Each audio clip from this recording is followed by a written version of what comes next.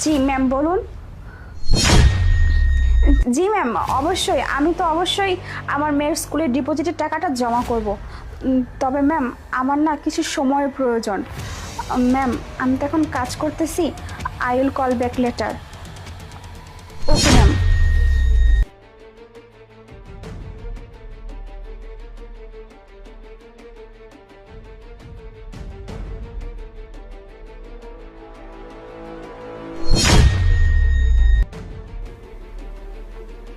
বস, আপনি শুনতে পেলেন?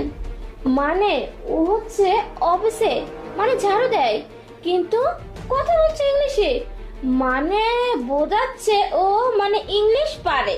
মানে বস, অফিসে যত কর্মচারী আছে না, যারা বুঝতে পারে ও অনেক ইংলিশ জানে, এজন্য তো ইংলিশে কথা বলছে। না না ম্যাম, আপনি আমাকে ভুল বুঝতেছেন। আসলে আমি কাউকে শোনানোর জন্য কোনো ইংলিশ বলছিলাম না। অ্যাকচুয়ালি ম্যাম আমার ফোনে একটা ফোন আসছিল, তো কথা বলতে গিয়ে হঠাৎই আমার মুখ দিয়ে ইংরেজিটা বের হয়ে গেছে। আমি কাউকে শোনানোর জন্য বা বোঝানোর জন্য কিছু করিনি ম্যাম। হ্যাঁ প্রিয়া, আমি নিজেও খেয়াল করলাম যে আপনি ইংলিশে কথা বলছেন।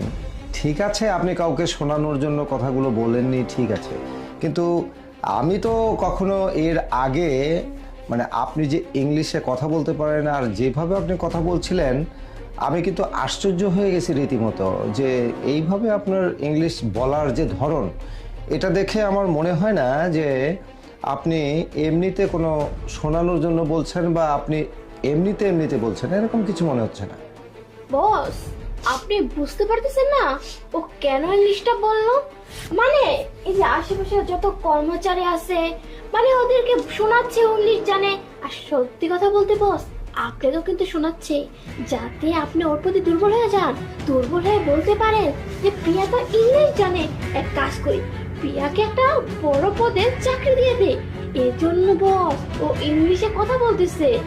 মানে অনেক লোভী তো, এই কাজে আর পোষাচ্ছে না। যদি ইংলিশ বলে অন্য উচ্চ পদের চাকরি পায়, এজন্য ইংলিশ বলতেছে। মানে বস, ছোট লোক তো, ছোট লোকের কাজই হচ্ছে এসব করা। ম্যাম আপনি চুপ করুন। আচ্ছা, আমি আপনাকে একটা কথা বলবো যে আপনি যে এখানে কাজ করছিলেন, তো কাজ করার সময় আপনি ফোন ব্যবহার করেন, ঠিক আছে, কিন্তু ফোনের মধ্যে যে ইংলিশে কথা বলছিলেন, তো ইংলিশে যে কথাটা বলছিলেন কার সঙ্গে কথা বলছিলেন?